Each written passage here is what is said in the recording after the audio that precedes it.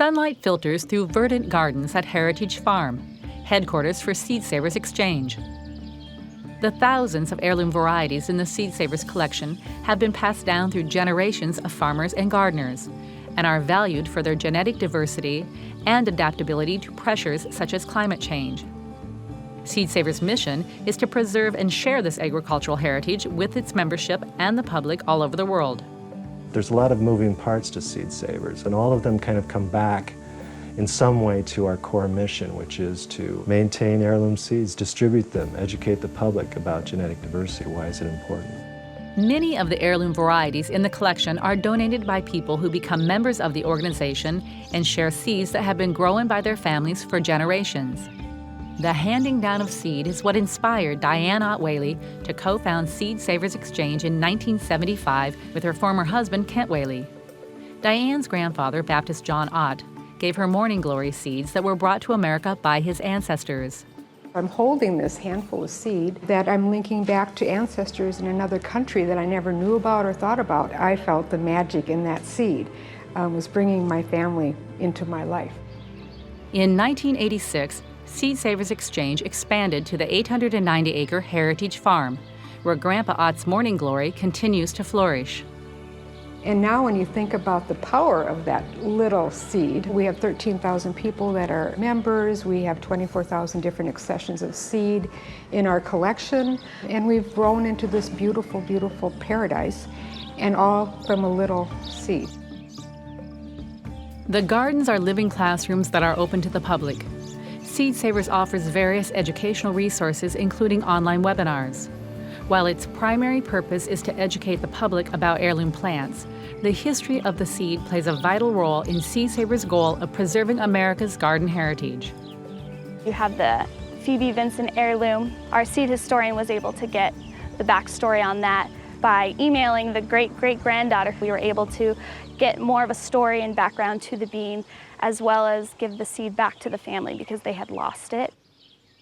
The organization also helps the public learn about seed-saving techniques that are no longer commonly known. Heirloom seeds are seeds that are open-pollinated, meaning that the seeds can be saved from the fruit, grown out the following year, and you're still going to have fruit that's true to the parent type. Heirloom comes in the sense that it's been handed down generationally. Most farming in America prior to World War II involved open-pollinated seeds, where the farmers would select seeds from the harvest to be their seed stock for the following spring. The Millennium Seed Bank Partnership estimates between 60,000 to 100,000 horticultural varieties, about 25% of all plants, are in danger of becoming extinct. Seed Savers founders believe genetic material in open-pollinated seeds could be critical to our future survival. In many cases, they've had a chance to adapt to many climate conditions and over the years have turned into a very strong plant. And I just think that who knows what we're going to need for plant breeding in the future. 100 years from now, we might not know what seeds in our seed bank are best adaptable to the conditions that might exist, say, here in Decorah, Iowa. The historic apple orchard at Seed Savers Exchange displays hundreds of varieties of 19th century apple trees. But Seed Savers says those represent only a small fraction of apple varieties that have survived. Our orchard manager at Seed Savers, his name is Dan Bussey, and he's also an apple historian, and he's working on a book. He's identified more than 20,000 different named varieties of apples that were grown in North America between 1629 and the year 2000. Over 20,000 varieties. As of 2000, he estimates that we're down to about 4,000 varieties. Seed Savers' goal is to offer apple trees for sale in its catalog, which already features hundreds of heirloom vegetables, flowers, and herbs.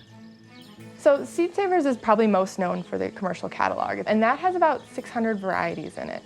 They've kind of been standout all-star varieties that we want to make available to the general public, and that's our fundraising mechanism.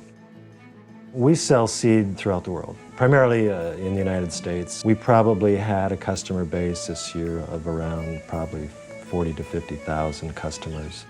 In addition to its catalog, Seed Savers also publishes a yearbook to facilitate the actual exchange of seed between some of its more than 13,000 members.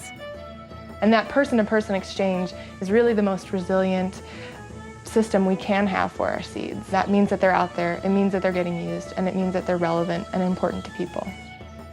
The organization also sells wholesale to larger growers and in bulk to other seed companies. More than 500 garden centers across the nation carry Seed Savers Exchange retail seed racks. I'd say more than 50% of the revenue that we generate each year comes from seed sales of individual packets.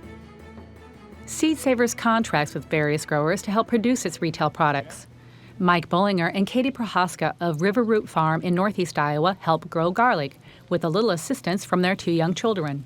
We'll sell about 50 to 60,000 heads of garlic for seed this year, and they're part of that effort. They're providing the seed stock to us, and then we're growing it out. We're doing all the processing and bringing it back to them as a finished product.